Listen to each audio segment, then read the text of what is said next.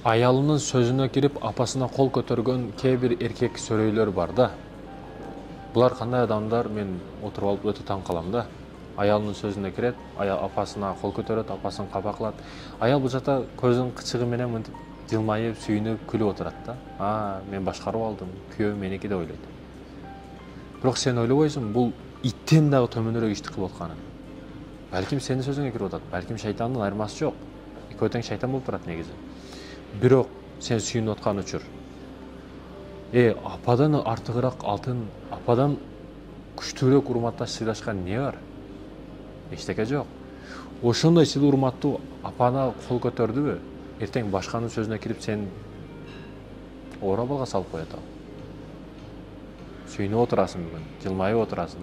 Эрим меники, мен башкарып алдым, кайненемди уйдуруп атам деп атасың. Бул менен узакка барбайсың. Качан сен төмөн болгонуң сайын бийик болосуң, даражаң көтөрүлөт. Качан мен башкарып алам десең, пол болосуң, жер менен жексен болосуң. Жердин астында, буттун астында калып кетесиң. Ошондуктан ордуңду бил, кекейбегин. Жердин үстүндө басып барат экенсиң, текебир болбогон. Асманды тешип чыга албайсың, жерди тешип кире албайсың. Сен ошо Айжамал, ошо Нуркыз, ошол күн кыз бойдон каласың. Айтайын дегеним, урматтуу эже карындаштарым, ордуңду бил.